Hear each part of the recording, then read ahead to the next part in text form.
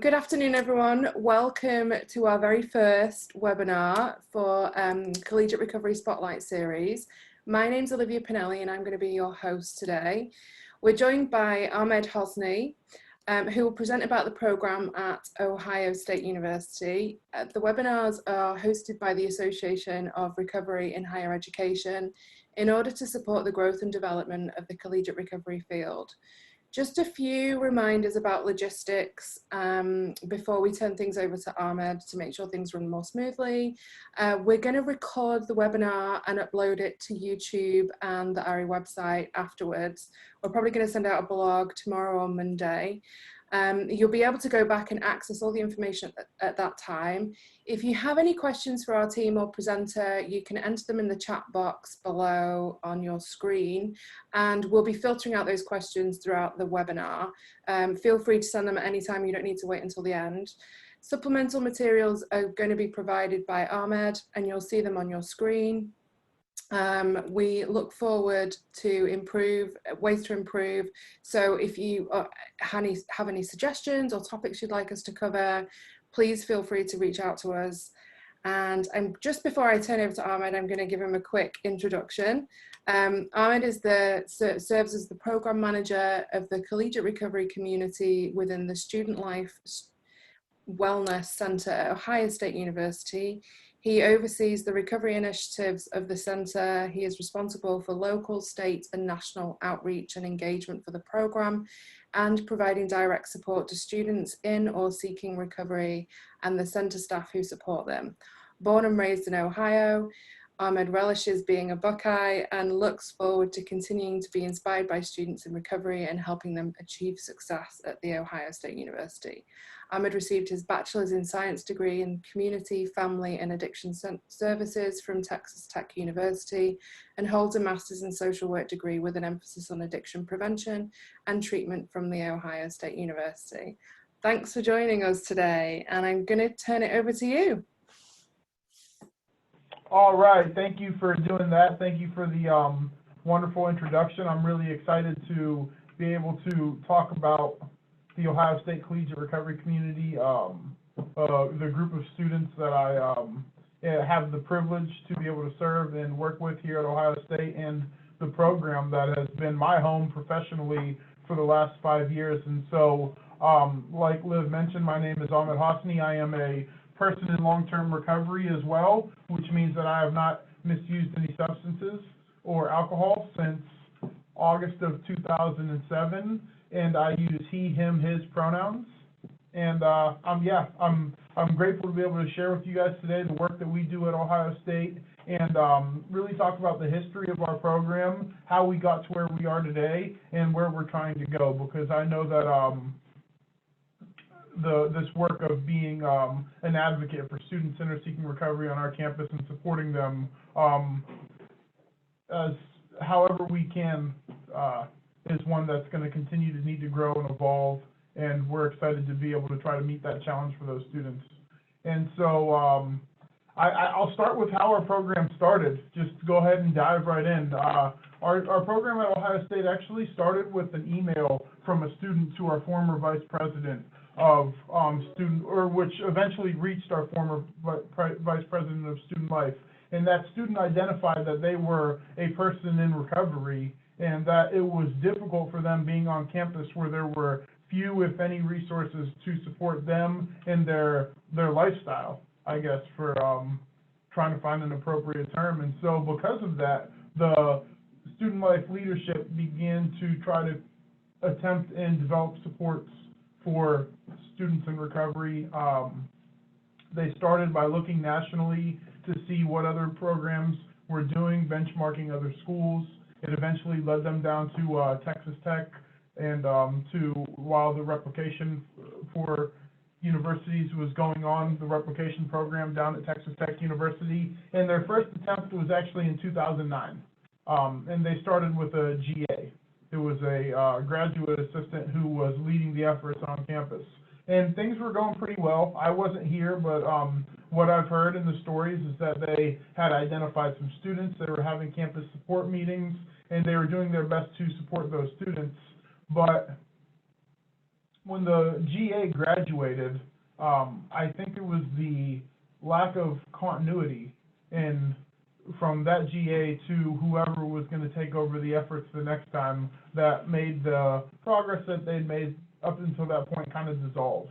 And so it was in 2012 and 13, that school year, when they identified a new GA and gave it another shot. And this time the program was able to stick. And so when the GA got here in 2012 and 13, it's my former colleague, who was the GA at the time, they first started identifying students who were inter-seeking recovery. And then they started hosting on-campus recovery meetings and also started having small-scale special events. And the special events were especially important because they were able to help them identify stakeholders and to tell the story of what collegiate recovery is through actual, tangible ways of showing the impact it was having on students' lives. Things like celebrating students' graduation at a dinner and having small events like that, tailgating with students and inviting community stakeholders to join them at sober tailgates on campus. And so they were doing this stuff as early as 2013. And you know, because of the work that they were doing in the community to connect students with stakeholders and to make the impact of the program tangible for the people that were hearing about the work that was being done, we started to identify donors and we started to identify support. And I think that's probably the difference between how we were able to sustain the work that was being done with this GA versus the old GA. And most importantly is we became sustainable because we started fundraising right away. And so fundraising for us has always been a topic that we don't shy away from. It is something that we see as important and necessary to the work that we do. One of the largest barriers students in recovery face is financial, and we want to try to offset any barrier that a student faces to access higher education. And so fundraising for us is something that we are eager to do. And so for us, our fundraising efforts started with a seed grant from Transforming Youth Recovery. And so we received that seed grant back in 2013 in the amount of $10,000, like most other schools. I believe we were one of the recipients of the first round of seed grants that they gave out back in 2013, and we wouldn't be here without it. It was amazing support from an amazing organization that has really helped to shape this field. And then we started doing other creative fundraising efforts like crowdsourcing. I have golf outing listed. One of the things that we have been really lucky to have was we were the beneficiaries of philanthropic efforts from local Columbus organizations. And so one would host an annual golf event, which was a fundraiser for us and another community organization, and it helped to support us, and it really helped to get us through the early points of our program and provide a lot of financial support that was necessary for us to push the program forward and to continue moving forward. But I think the most important thing that we did was we developed a partnership with our fundraising team here at Ohio State and the development team, and we began to identify and steward donors, which is critical for us because the most significant impact and the most significant gifts that we've had have been from finding donors who have the capacity to support the work that we want to do, and they have the desire to do it, and it's in their heart to support this type of work, and then connecting their desire and passion to support people in seeking recovery with a really meaningful way to do that on campus, a tangible way to see that they are impacting people in recovery and helping them, not only them to have better lives moving forward, but to positively impact generations of their family, right? Every time a student in recovery returns to school and is able to be successful in the sense of they stay happy and they stay healthy and they start achieving some of their academic goals, their families are bettered, their mother, their father, their future children, and so the many different layers and ripples of the impacts. For us, fundraising is being able to tell that story. And so that's what we try to do. We try to be great storytellers. And another thing that we would be remiss not to mention is that we were a part of a large grant that was received from the Conrad Hilton Foundation, which allowed our program to expand. And that is actually what took us from a graduate assistant to full-time staff members, which is when I joined the program, is when they decided that they had fundraised enough and that they were ready to bring on a temporary staff person to try to push the program forward. And so the fundraising efforts up to that point allowed us to hire 2 staff people as temporary employees, and basically we had 2 years to see if we could continue making the program sustainable. And so 5 years later, I'm still sitting here with you, so luckily we were able to do that, but we wouldn't have been without the Conrad Hilton Foundation and their generosity. And so when I talk about the collegiate recovery and the collegiate recovery community, first, I want to say that there's the difference between the collegiate recovery community being our groups of students at Ohio State who support one another and who it's our mission to support, and the collegiate recovery program is very, very different, right? We have this group of students who have self-identified and support one another, and it's their peer support that they provide each other, which is the most irreplaceable thing that happens in our space on a daily basis, right? We couldn't be a community without those students, and we wouldn't be very successful at supporting a single one of them if we didn't have a peer group for them to be a part of.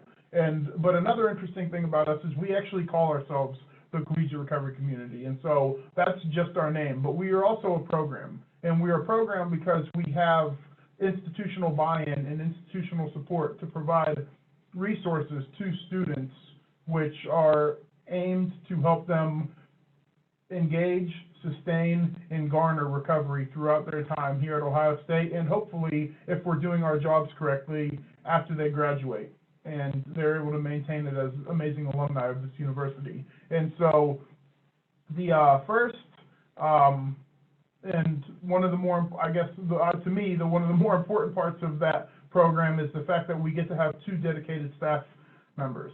And so it's myself and my colleague, Mackenzie Hogan, who is the program coordinator for our Collegiate Recovery Program. And so when I say dedicated, I mean that 100% of our jobs are to support students in recovery at Ohio State, and which we're very, very lucky to have. That is not a reality for most collegiate recovery programs across the country, and we understand how lucky and how really blessed we are to have the ability to have 2 staff people. And so Mackenzie is fantastic. She is an expert in student development theory and student affairs, and she has lots of history and experience in things like wellness coaching and positive psychology and motivational interviewing and supporting students holistically on their path towards wellness.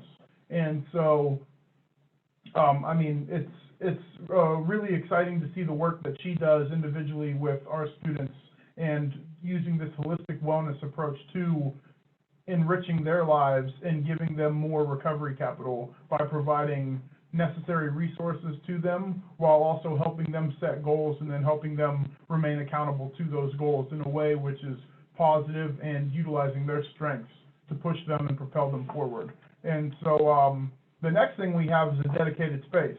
And so anybody who's ever been to Columbus prior to this fall saw our old space in a giant tower on campus, right? And so on my first day in 2015 as an employee here at Ohio State was also our first day in our old dedicated space, which was called Lincoln Tower. The building still exists, but we're no longer located there. And it was always meant to be a temporary space because it wasn't very conveniently located on campus. And so one of the chief concerns we had, and one of the things that our students had talked about with that space the most is that it was such a long walk for them to get there, right? And when we think about what we want our space to be, it's really just a place for the students to feel at home, to hang out, to be able to come and find one another and to support one another. And so what we had to do was fundraise so that we could renovate a space which is more centrally located on campus. And luckily, we were able to open that space this fall, at the beginning of the fall. And so we have this new space which is centrally located on campus, and it's a really cool space. Again, for those of you who have been to the Ohio State campus before, it's a bit of a reduction in the size.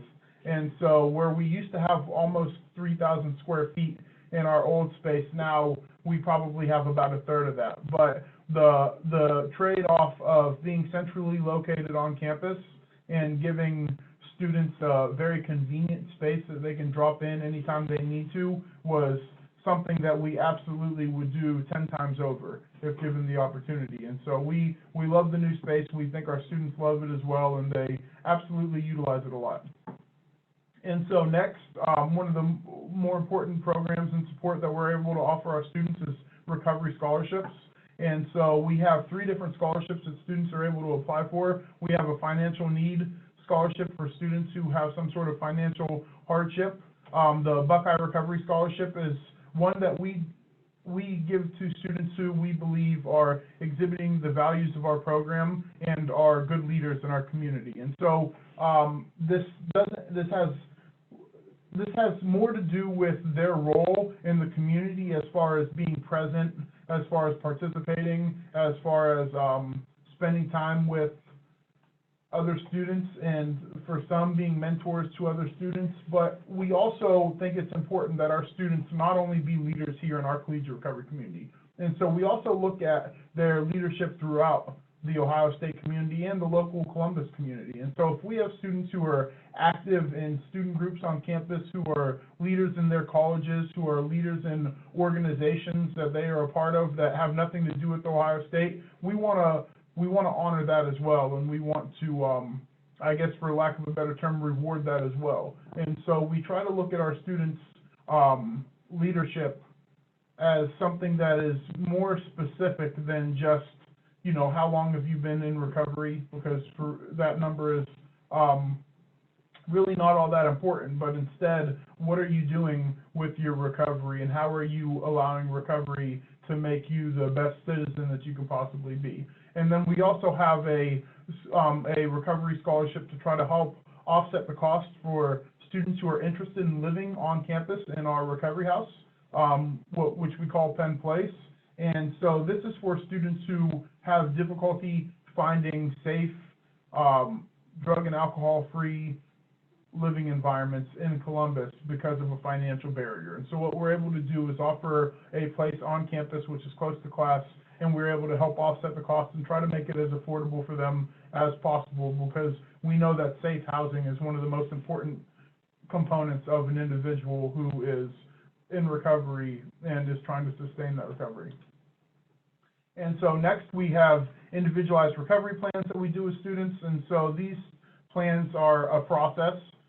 First, students meet with staff initially, mostly Mackenzie, and this is where her expertise is really able to shine, and she meets with these students and works on their goals for the semester and how they're going to utilize their strengths and their character to meet those goals. And then we meet with them regularly.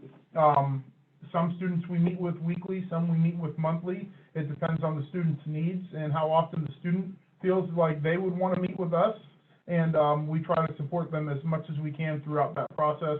And the goals that they set are academic as well as sometimes goals in recovery and just wellness goals as well. And one of the things the students also do, which is important, is that they share these goals with their peers, and we have built-in programming that allows them to talk about their goals with one another and to use the group as a place for accountability to make sure that they're continuing to push forward and really just try to go and meet the goals that they come up with on their own. And so we also have a recovery house, which I mentioned earlier. It opened in fall of 2014. It can hold up to 28 students. We call it a recovery residence hall, but we really try to be intentional about the way we market it as not being a traditional sober living environment.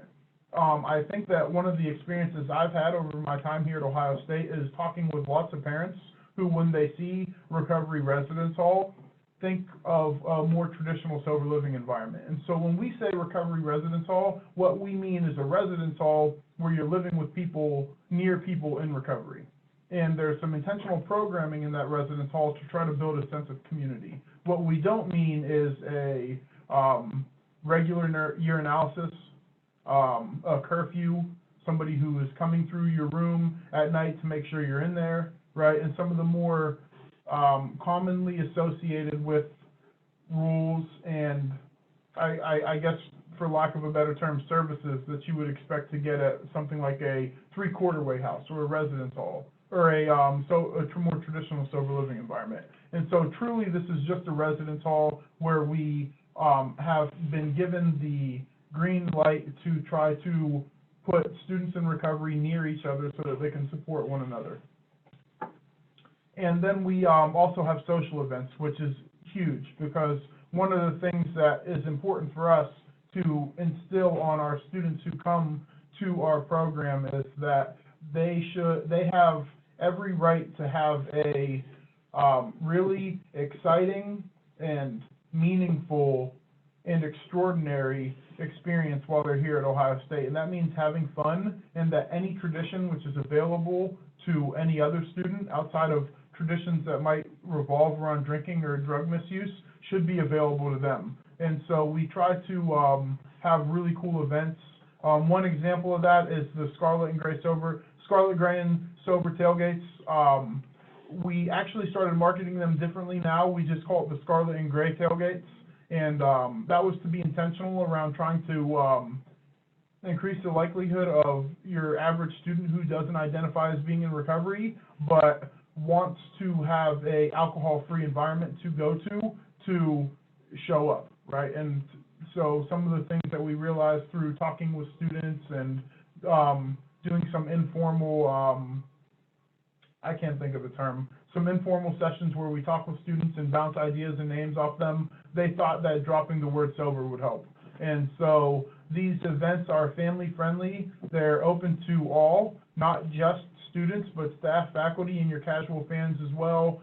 There's free food, music, and games, and we receive tremendous support from around campus and even from local sponsors and some corporate sponsors as well to be able to put them on. I think last year we averaged about 1,000 people per tailgate, which is huge, and it was exciting, but it's a lot of work. And in many ways, it's our contribution to the entire campus, right? Providing this alternative experience for people who want an alcohol-free environment on game day.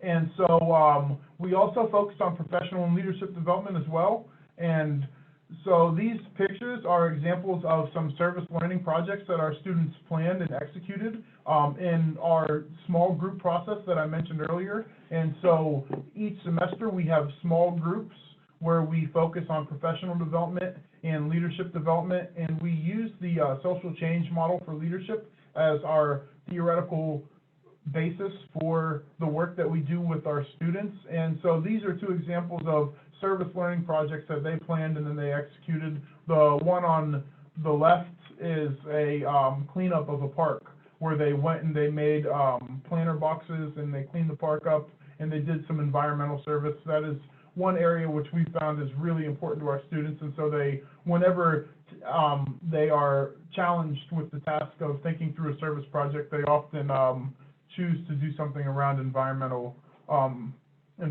service. And then on the right, this is one of the more fun ones that I've gotten to be a part of. Our students actually did a fundraiser for what at the time was a movement to try to create a recovery high school here in Columbus.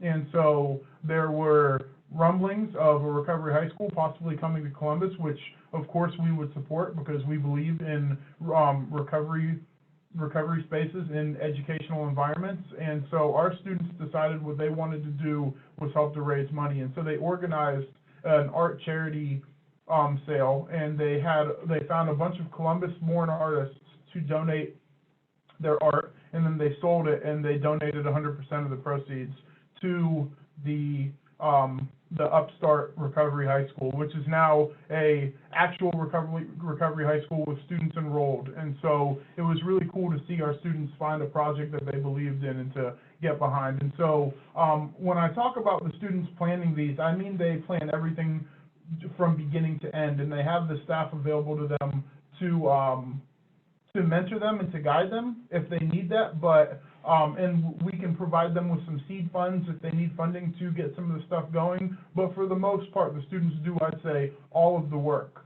And so it's really fun to watch their passion come alive, and to hear after the fact what they learned through the service and how it helped them and made their recovery grow. Because we know leadership is a process, and so it's fun to watch that process unfold in their lives. And so we also offer on-campus recovery meetings. And so this is blurrier than I thought it was going to be. I wasn't really sure what to put up here. Obviously, we don't take pictures of our recovery meetings, but this is an example of our recovery format. It is very neutral. We make sure to mention that we are not an AA or NA meeting. And other than providing this meeting format and a space to meet, our students are responsible for what the contents of the meeting look like and for executing the meeting. We have students volunteer to host the meeting each week, and then those students are able to come up with a topic. Sometimes they do utilize recovery literature, but very oftentimes they don't. And so on any given Wednesday, which is when we have the meetings, you might drop in and find a student sharing their story of recovery, them doing an Ask It basket, possibly doing some sort of creative writing or prose writing. Yeah, and it's a really cool meeting, and it's an important part of the support that we provide students. One of the other things that we do is make our space available to students if they want to host a recovery meeting, which is a more specific recovery pathway. So, for example, if our students wanted to start and host a 12-step meeting on campus, we would make our space available to them. We would charge them as much rent as they thought they could afford for them to stay within traditions of those 12-step organizations, and we would act as if they were our tenants and we were the one leasing the space to them. And we try to make our space available to them so that they can create the community that they thrive in and that they believe they need in order to be successful on campus. And so another initiative that we started in 2015 was our Recovery Ally trainings. And so this has been a fun process as well. And so our Recovery Ally trainings started with one of our faculty members sharing their desire to have a sticker that if students saw this sticker, they know that they could come in and they could talk to her about their recovery, and that they shouldn't feel judged, and that she would be compassionate and caring in her response. And much like the safe zone stickers that you would get if you were to take a safe zone training. And so, you know, we were excited and eager. We were like, what a great idea. You know, anytime we hear a great idea to support our students, we try to strike while the iron's hot. And so we printed a bunch of stickers and then realized, well, you know, giving somebody a sticker doesn't make them an ally.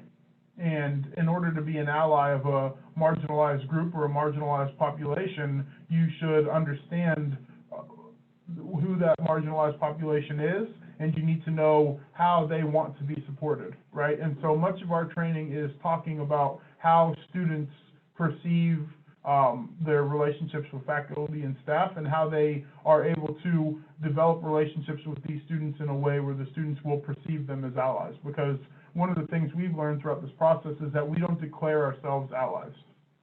We're not. Nobody should say, "I'm a recovery ally," right? That in and of itself is false and misleading, because the only way you can be an ally is if somebody from the population that you hope to be allied with tells you that you're an ally, right? And they see you as an ally.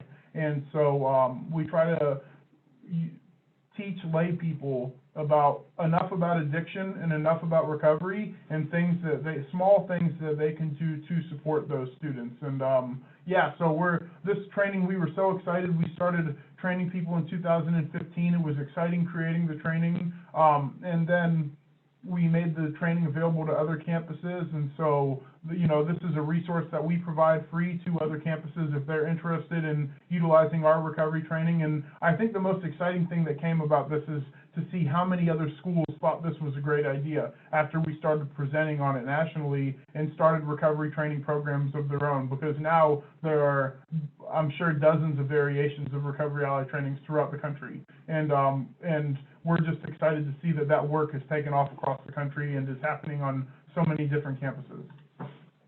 And other efforts that we think are important, because for us it is important to not just support the students in or seeking recovery, but also to support the students who aren't quite ready yet to stop using, and also to support every pathway to recovery. And so we partnered with our counseling and consultation service, and then our student health services to develop a medication-assisted treatment or recovery program, whichever vernacular you like better, and to create that program so that no student has to leave campus to get the resources they need to utilize that pathway to recovery if they believe that's what's best for them. And we also, decided very early on that it was important to us that we serve these students and we treat them no differently than any other student who identifies as being in recovery. Because we believe that if you are prescribed this medication by a doctor and you're honest about your symptoms with that doctor, and you continue to take that medication as prescribed, then you are in abstinence-based recovery, if you want to define it that, just as much as somebody who is going to a 12-step meeting and is not drinking or using drugs as well. And so for us, it was important that that we make that very clear. And another distinction I'd like to make about our program as well is that ours is different from a lot of other programs in the sense that if a student were to walk in my office right now and say, I was using last night, but I don't want to anymore, and I think that I found this place online or however they found it, and I think that I want to begin coming here, utilizing services, or I doubt that that's the term that they would use, but really they just showed a willingness to engage with us and to come be here and to be in our space because they need support. We begin supporting them day one, and if they want to be a member of our program, then we allow them to become a member of our program. We don't make anyone be a member. We do track membership because it's important for us to be able to tell our story to donors and to our leadership here at Ohio State. But any student could come and be a member, and we don't expect students to, once they become members, to sustain their recovery for the rest of their lives, because we know that's unrealistic, right? And so it's important for us, and it's within our values to support students even when they struggle. Actually, if it's important for us to support students even more when they struggle, right? And so one thing that I'm very proud of is that we have never, we've never kicked a student out of our program because they returned to use. Right, we have absolutely had students return to use and decide that they don't think that they want to pursue recovery anymore, right? And I think that because they respect the community and they respect their peers, they have decided that they're going to go and they are going to stop coming as long as they're drinking or using drugs, and so they remove themselves from the program, and we respect that, and we make sure to keep in touch with them and let them know that we love and care about them. But for us, it's important that if a student's struggling, we support them even more. And so that's the philosophy we take as far as that goes. And because we believe in supporting students who are struggling, we also thought that our first responders on campus should have naloxone as well. And also that we should make naloxone available to students without a prescription. And so this happened back in 2016 as well, when we started working with our Student Health Center and their pharmacy, and then the College of Pharmacy to train and discuss, and also another partner I should say was our Office of Risk Management here at Ohio State as well, but to train, to help train the OSU PD on how to use naloxone, and then also to try to begin distributing naloxone as wide as we could on campus, and also to make sure that naloxone was available to any student who believed they needed it. And so that is an exciting project that still is active today, and more partnerships have come because of it, and we've given out thousands of kits over those years, and we're lucky to be able to say that now a student on Ohio State's campus can get a free naloxone kit without a prescription if they feel that it's necessary that they have one. And so for us, that is a part of the charge of being a employee at a collegiate recovery program. We don't only support the students who are in our offices and who are receiving direct services of our program, but we serve students across the continuum of care, right? And so if a student would be with someone who could be defined as having a substance use disorder, then we have a responsibility to them. And how we will serve them might look different, but we must serve them no matter. And so that's really important to us here at Ohio State. And so that's all I had prepared. I think I talked a little faster than I was supposed to, and so I'm not sure if there are any questions. We have a couple questions. The first one is we just wanted to make sure that you tell us where the new space is located on campus. You said centrally. Is it going to be identified? Oh, okay, yeah. Yeah, absolutely. Sorry about that. So the new space located on campus is in, let me go back to Baker Commons. I'm sorry about that. And so Baker is a residence hall on campus, and in the center of that it's a weird building. So there's Baker East and Baker West, and in the middle of that is a building called Baker Commons. And so we are located in Baker Commons. Most students on campus probably know what I'm talking about. But yeah, we're actually, I could step outside of our front door and throw a rock and hit the Ohio Union, which is our student union. And so we're right in the heart of campus, which is for us really exciting. Fantastic. What advice would you give generally to programs in the early stages of their development? Yeah, so early stages, I think there are a few things that you're trying to do. You're trying to identify students, right? It's hard to be a collegiate recovery program if you don't have students to serve. And then I think one of the things that we did really that was smart, and that I always advise people when they ask me this question, is we started thinking about sustainability immediately. And not in the sense of waiting for our university to give us the money that we need, but instead going out and finding the money that we need so that the university understands that this is something they want to support. Because universities want to fundraise. Universities, it's a part of most, if not all universities' mission to fundraise, to support students, and to provide students with educational opportunities. And so it was important for us to show that this was a student group, a cause, and a program that we would be able to fundraise for, and that through this program we're going to be able to change lives. And so one of the first things I tell people to do is to get a fund which is designated for your collegiate recovery program if you can, so that when you start telling your story and somebody says, that is an amazing work that you do, I'd like to make a donation, you can say, here's exactly how you do it. Right, and once you start doing that, and once those donations start to roll in, you're going to get the attention of the people on your campus in a meaningful way and in a positive way. And I think that that's one of the things that you have to do immediately, in my opinion. Yeah, which you've done really well. Yeah, right. Well, I don't want to be the one to take all the credit for that. We have done really well, absolutely. Yeah. And I've learned from some really magnificent people who this is their expertise, and I'm grateful. I kind of stepped into a situation where we had already figured out what we were doing as far as that goes, and I was able to learn and hopefully continue carrying that flag forward. So. Fantastic. The next question we have is, what's the usual audience size for the Recovery Ally training program? And is it a mixture of people? Is it a mixture of teachers and administrators and students, research assistants? How do you tailor your presentation?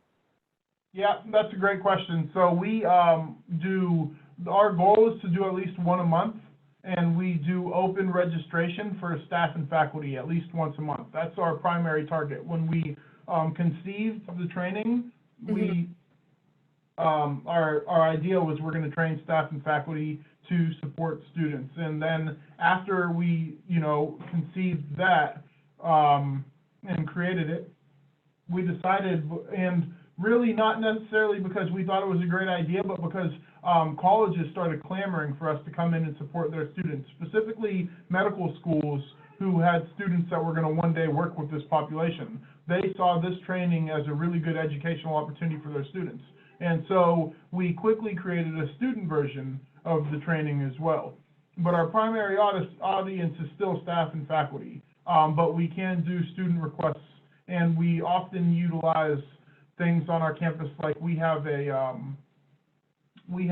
lecture series here on campus called First Year Success Series, where they do a lot of educational opportunities for freshmen. And so we do a modified version of our Recovery Ally training, which is, it's kind of like a, I don't know the best way to categorize it. So it's a modified version of our Recovery Ally training that we call checking on your friends. And it really just talks about, like, what are some of the signs that one of your friends is struggling with mental health or with substance misuse, and how can you be a good friend to them in that time? You know, like, what can you do to support them? And so we deliver those trainings as well. And so the average audience size at one of those monthly meetings is, I'd say, anywhere from 30 to 50 people. And yeah, they get pretty big, but we have to remember we're on a very large campus here at Ohio State. And then also, like, we've had some, like, I've trained 200 students at once.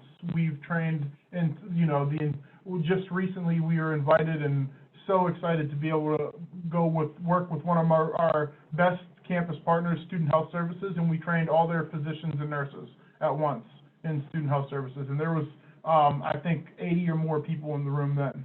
And so, we've had some really cool partnerships on campus, but I'd say the average attendance, if I had to put a number, because I don't know that I've ever tried to find an average, would be about 35.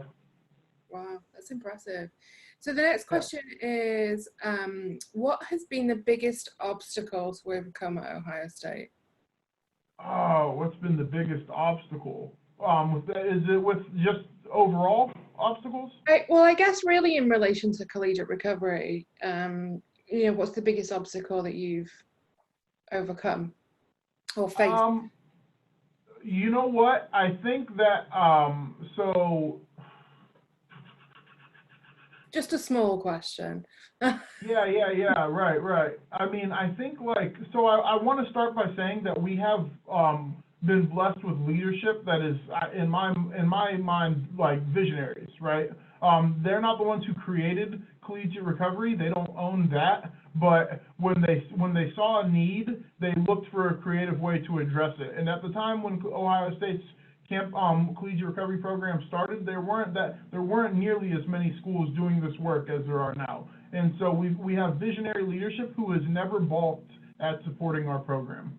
I would say that so I am a grandiose person, and I want to support everybody now. I don't want to wait. I want to create opportunities for people who thought that education was not a part of their future. Like I said, I was a student in Texas Tech's Collegiate Recovery Program, and if it wasn't for their Collegiate Recovery Program, I'd have probably never received a bachelor's degree. I may not be giving myself enough credit, but I can't speak about how transformative that experience was in my life. And for me, it's a social justice issue because I have a criminal record because of my substance use, which Texas Tech overlooked and welcomes me on campus and loved me and supported me anyways. And so for us, it's important that we view this as social justice work.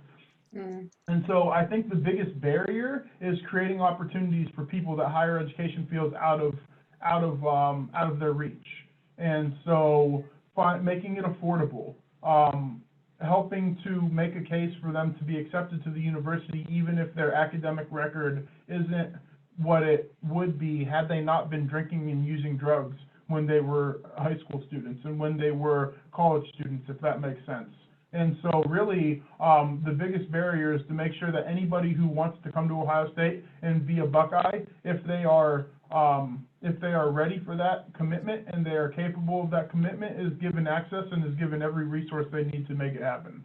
And so, some people's lives are a lot more complex, and their barriers that they have to overcome are a lot more steep. And so for us, I look at programs across the country, and I'm envious about some of the partnerships they've developed on campus and some of the ways they're able to support students that we haven't quite achieved yet. And so luckily for us, we've got, universities like Texas Tech, Rutgers, Augsburg, Kennesaw State, The University of Houston has done amazing work in a short amount of time, who are really leading the way and pushing forward the things that they're doing for students in recovery. And so we have, I guess, for lack of a better term, role models to look up to, and other campuses who have done some amazing things that we are trying to replicate now. And so I think access is the biggest barrier. If I had to boil it down to one word, is equitable access for everyone. So you mentioned that as a person in recovery, you you know, had it not been for the program that you were in, you might not be here today. How do you think your lived experience as a person in recovery has impacted your current role and your relationship with students? Yeah, I think that it impacts them. I mean, I can relate to what they're going through. When I was, I don't want to get too personal, but when I was undergraduate student at Texas Tech, I was also a father, and I was also, you know, struggling to find employment because of my criminal record, and I was, you know, working 2 jobs to be able to support my son, and I had a program in a community that supported me and held me up and really pushed me through what were some very difficult times, but also really rewarding times as well, right?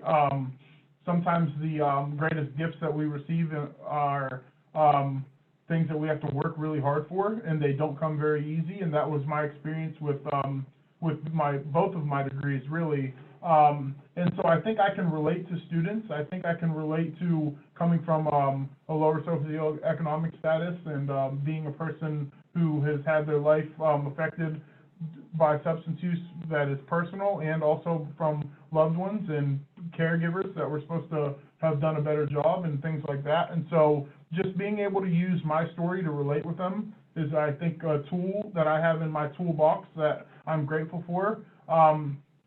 But then also, when I go and I talk to stakeholders, and when I go and I talk to leadership, and when I talk to people who want to learn more about our program, it's easy for me to articulate exactly what this work means, because it's revolutionized my life. And I'm not afraid to share my story. I recover out loud. And I choose to do that. And because I choose to do that, I don't have to ask our students who are uncomfortable in doing that to do it for us, right? And so I think that that's a benefit. But I also want to say that that, you know, I work with colleagues, and I know colleagues across the country who aren't in recovery themselves, and they have so many gifts, and they are such wonderful CRP employees. And you don't need to be in recovery to support people in recovery, right? That's not something that you need to in order to be effective at this job or to do this job well. Like my colleague Mackenzie is a perfect example. She's not in recovery, and she's been with us since the start of the fall semester, and I've never seen somebody come in and really own being a part of a community and supporting a community. And really, our students have, you know, it's almost gotten to the point where I don't know what life would be like if she wasn't here, you know, and she's not in recovery and has really endeared herself to our students, and has made our program so much better for being here. And so I think recovery, I do benefit from being in recovery, but it's not a necessity, if that makes sense. Yeah, absolutely. I think this is our last question, actually. Where do you get your scholarship funds from? Is it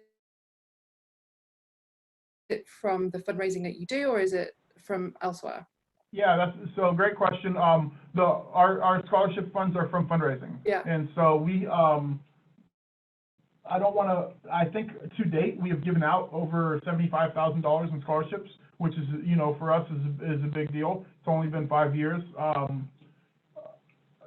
We have a scholarship endowment that we were able to secure, and because of that endowment, we are able to make sure that we will be able to offer scholarships, you know, in the future. It is part of our goal and plan to continue to grow that endowment. Our goal is to be able to offer a scholarship to any student in recovery at Ohio State, and to be afforded to give everyone a meaningful scholarship. And, you know, those are the types of aspirational goals, like I said, other universities have achieved, that we are aiming for and striving towards. But yeah, our scholarships come from families who are, and individuals who are so very kind and generous, and they give their time, talent, and treasure to us to ensure that we are able to properly support our students. And so our fundraising and specifically around scholarships comes from private donors, and the relationship that we're lucky to have with them, and a sense of overwhelming gratitude that we have for their support of our students. That's awesome. We do have one more question. Yeah. Final question. Is your program planning service offering expansion or mostly holding steady at this point in terms of growth? So by growth, do you mean like population? They've not specifically asked. Okay, so I'll answer it in more than one way. Answer it in more than one way, right? And so one of the things that so when I got here, so I kind of talked about the history of our program. The GA, her name was Sarah. If you're familiar with the recovery field, you probably have met her before. The GA who helped start the program, and one of my dearest and oldest friends, Sarah, she did a really good job of identifying students when she first got here. And so it wasn't very long before there were, over a dozen students within the first year who identified as being in recovery and a part of our program. And then they graduated. And when I got here, we were back down to 4 or 5, right? And so then you start slowly building that program back up, and then those students graduate. And so the program grows. We're currently at about 30 to 40 students. I don't give a specific number because I'm not really sure how to quantify it, because I have a meeting tomorrow with a new student, and I met with one earlier this week, and we met with some last week as well. And those students come and they engage with us for some time, and they get healthier because of it, and they make healthier decisions. Some stick around and some don't. And and so like I said earlier, we don't decide whether or not somebody is still a member. We allow them to decide that on their own. And so we have somewhere between 30 and 40 students. And so we've grown, but last year we had 12 students graduate, and this year we had 5 more. And when I first started this role, especially because the position of mine and my colleagues was temporary, it felt like that number was really important. But again, we had to figure out a different way to tell our story, right? And when we talk about the impact of the Collegiate Recovery Program, it's not so much important the number of students that are served, but instead it's the qualitative information that we can provide of the type of impact we have on each of those students' lives. And so we have to think about how we assess our success in our program in ways which is different than how many students are a part of it. Because, I think when you look at the research, and there's research that's been done on this, it's a few years old now, but there is research that has been done on this specifically around collegiate recovery programs. The growth for these programs is typically slow. And it's around our time that you really start to see a tipping point, right? Around that year 6, 7, 8, that you start seeing a tipping point, and they start to get their numbers into, above 50 students and things like that, if I recall the research accurately. And so, if you're thinking, we're not seeing as many students as we think we should be, what are we going to do? You're right where most of us were, right? Just focus on doing the best job you can for the students you have, making sure that when that new student does walk through your door, because they will, that you have a community there that is healthy and ready to support them so that they can just jump right in and become a part of that community. And so that's what we try to focus our time and our energy on, is doing the best job for the students we have in front of us. Now, I will say this, because a large part of my job, my position takes me off campus, we are starting to think about how we can grow our program in a meaningful way as far as having a higher capacity to serve more students. And so those are thoughts that we have all the time. I can't say that we have completely answered how we are going to do that yet, but that's something that's important to us, to make sure that if a student comes in and says, if we have 30 students that say, I really enjoy these coaching meetings with you all, and I'd like to do it every week, that we have the capacity to meet with that many students for an hour every week, right? And so the students get to self-determine their access with their level of support that they receive from us. And I think that because we have a lot of students who are, our services are in demand in our community. Because of that, I think that means that we're probably doing a good job and having a meaningful impact in their lives. And so, yeah, I think that when you think about growing and the number of students that you have, it's okay if you don't have dozens of students year 1 or year 2 or even year 3. And don't compare yourself to other programs. Just do the best job with the students you have and focus on the experience they're having, not how many you're serving. There's one more question that's just come in, and this will be the last one. No, hey, you got 4 more minutes of my We've time. got Give me 4 all the minutes. questions. Okay, quick. Right. Okay, how did you get students to walk through the doors that actually want to seek services? Oh, so that work is in some, so, you know, one thing that I can learn more about and that have not become an expert in is how to market to today's, you know, young adult population on college campuses. And so a lot of our time and effort goes into outreach. We do outreach in the local community with treatment centers to inform people in early recovery that they can come back to Ohio State and receive a college degree if they'd like. Or we also make sure that they understand that Ohio State's not the best fit for everyone, but it's a part of my job as the program manager to have meaningful relationships with coordinators and program managers and employees at other campuses. And so we try to refer students to other campuses that'll be a better fit for them. Our goal isn't to have all the students in recovery at Ohio State. It's to have all the students in recovery supported by someone at the campus that best suits them. And so, you know, we do a lot of outreach in that sense. And then a lot of our Recovery Ally training had a little bit of self-interest involved in the sense that we want staff and faculty to know that when they come across these students, how to have a meaningful conversation with them and where to send them. And I think that, you know, the numbers show that our Recovery Ally trainings are absolutely having an impact because the number of referrals that we have now, the more and more consistent we've been with training these allies, we've seen that number grow. And so we have good relationships with the logical touch points for students like the counseling center, the student health center, student conduct, student advocacy, and then we also know that the best form of marketing is word of mouth.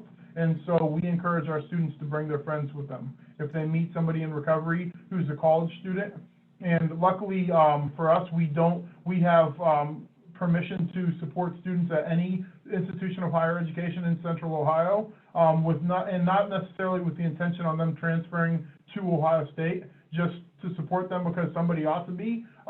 If they have friends who are in college at the local community college or the local art school or one of the private institutions here in town, that they can invite them to come be a part of our program as well. And so that's how we've grown, is by I think trying to do our best job in marketing. If there's a guru out there, my email address is below. Please email me. I need help.